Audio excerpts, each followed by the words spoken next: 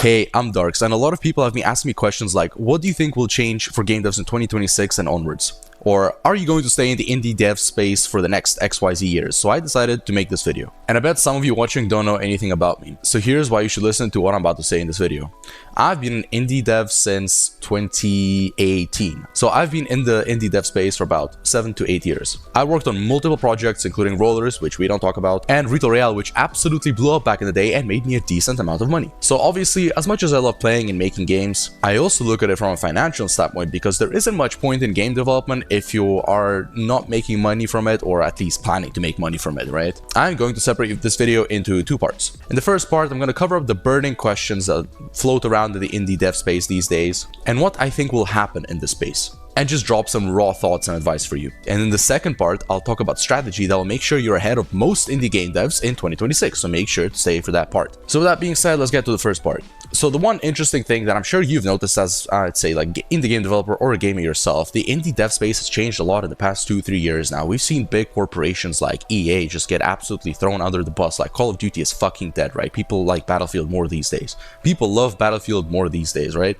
And for example, Arc Raiders just came out of nowhere and completely destroyed the competition, being like the 4th most played game on Steam right now with like 300,000 concurrent players, right? So what the hell is going on? Well, the thing is, the big corporations are basically getting completely fucked by the gamers because people finally realize that they don't want to pay for this stupid crap. And new players, well, not really new, but Embark, innovative players, are putting the resources together to actually make good games that people will buy, that people will play. That's the difference. Now, why does that make indie games really lucrative these days? Well, because the gamers are finally waking up to all these like stupid marketing campaigns or these AAA games that they know they're not even going to enjoy. At the same time, they can see that indie developers are trying something new and trying to break into the market, making quality games. Things like games like, let's say, Bollock Spit, Are We There Yet, right? That was a fucking banger. Chained Together, right? Those, like, I don't know, you'd call them friend slop games, but these are one of the most successful games out on the market. The first player that I could like name myself would be Lethal Company, right? Made by a single game developer, I'm pretty sure. And that game absolutely blew up and destroyed the market, right? Everyone on Discord was playing that. I mean, dude, I could talk about like Among Us, but that was a bit more back in the day, and now they've kind of like shitified and slopified the game, but you can see how like indie game devs can really break out in this market these days.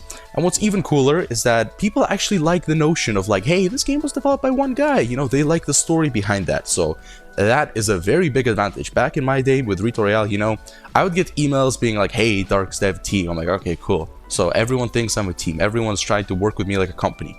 And I was like, I didn't want to reveal that I was a solo developer, right? Because back in those days, back in like 2020, 2022, right? This wasn't like a cultural trend yet, right? I was one of the like first players that was just like trying to make a really good game, really successful game as a solo developer, because I had it in me, right?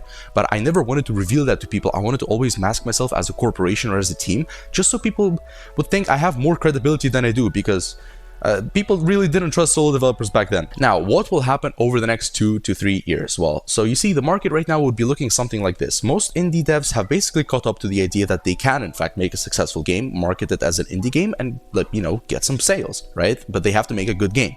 So how the market looks like right now? Well, 90% of these indie games, right? There are way more indie games coming out these days because people look at this, they say, the market's finally waking up to all these indies in the industry, right? How about I make a game? They try to break in the market, make some unique concept, right? Most of them will fail, right? Because maybe the game isn't that good, maybe they don't take care of the marketing that much. As I love to say, game development is 50% making the game, 50% marketing the game. And so a lot of people, they get that balance wrong, they get the marketing wrong, they have a bad launch. If it's a multiplayer game, worst nightmare is like, oh, your game launches, there's 10 people playing for like the first day, and then the next day, like one new player wants to play the game, and then there's no one to play with, and so they uninstall the game, and that's it. Game dead. Day 2, your game is dead. That's the nightmare, right? And so what a lot of people get wrong is this, like, marketing game development balance, right? They don't understand how to build a community, how to build hype, how to aggregate people somewhere, like, let's say, a Discord server, how to market themselves properly, how to stay consistent with their marketing, how to create appeal, a viral mechanic, how to make their game viral and actually successful on release date. This is especially prominent with multiplayer games, and a lot of them fail. Now, over the next 2-3 years, what the market will look like is, well, now that we have AI, right, there's going to be a lot of AI slop games, but there will also be games where people actually use AI to their advantage. They use AI like intelligently, to make their game better, to design and prototype the game a lot faster. Especially a lot of indies will be entering the space with really powerful tools, making some really good games. But the market's going to be fierce, right? There's going to be a lot of these people. You have to be one of the smart ones in this space. That's how you're going to win.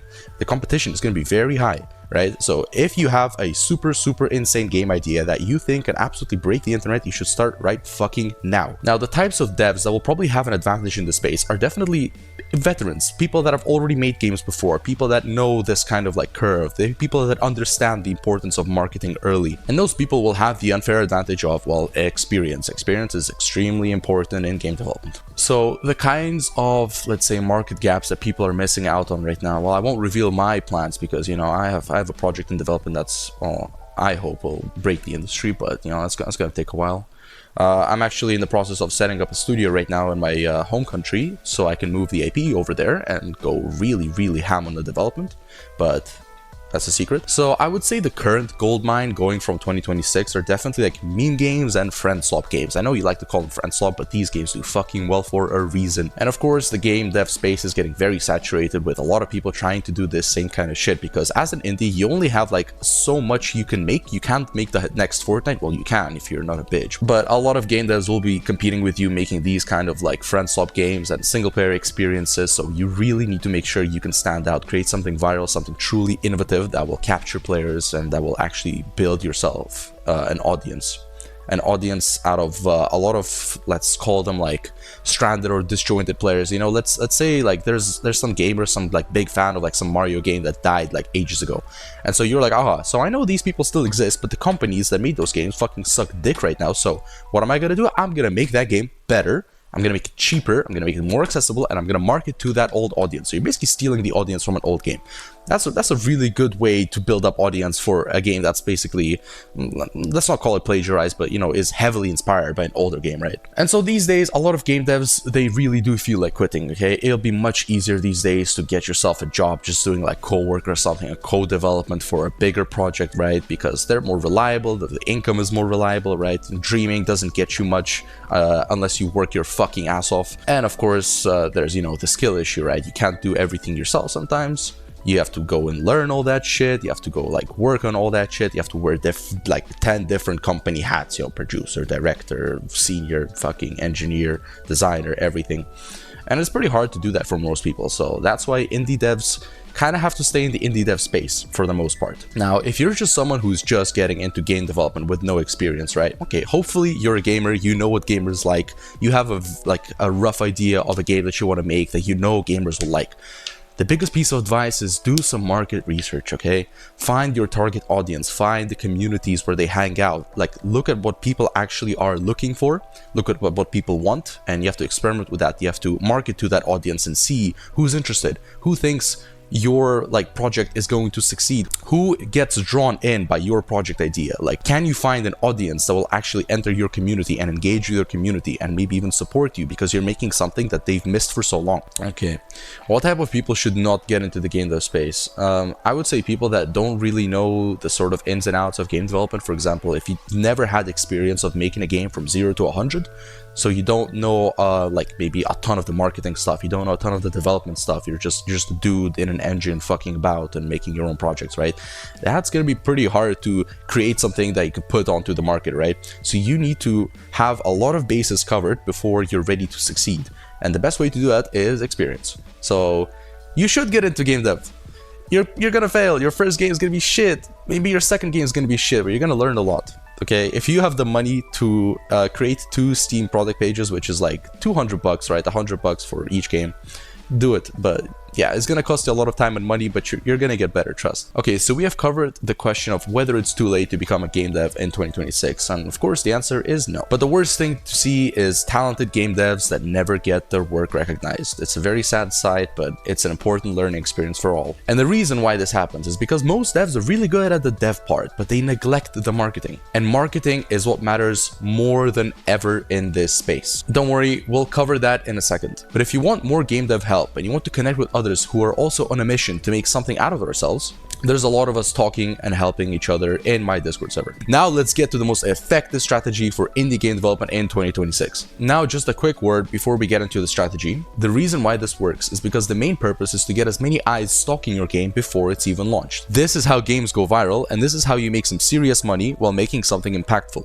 The idea and the core viral hook for your game matters more than anything else. I'll go into that in a second video, of course, but the most three important pillars of successful game design is the fantasy, the fun, and the appeal, right? The viral appeal of the game, the fantasy of being like, oh, you're like, I don't know, an astronaut in space killing, fucking invading aliens. Like, I mean, look at Helldivers, right? That's a fantasy. The fun part is actually making fun gameplay mechanics.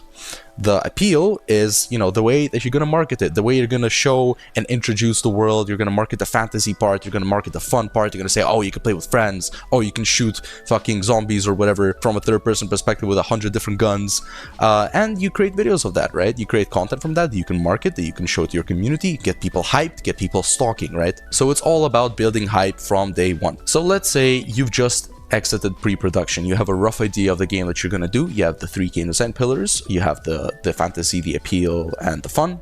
And so now you're about to start developing. Now, day one, what that would look like, well, obviously, you'd start gameplay prototyping. But even on day one, as soon as you have a gameplay prototype ready, what you do, you make your social media accounts. You make a TikTok, you make a Twitter or X or whatever. You make a YouTube channel, you make a Discord server, right?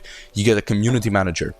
And you start aggregating people into your community aggressive as fuck, okay? You would want to post maybe like at least once a week. You'd post like a YouTube video showcasing some like in-progress gameplay. Even just say like, hey, this is our indie game dev studio and we're showing off this like beta gameplay video, right?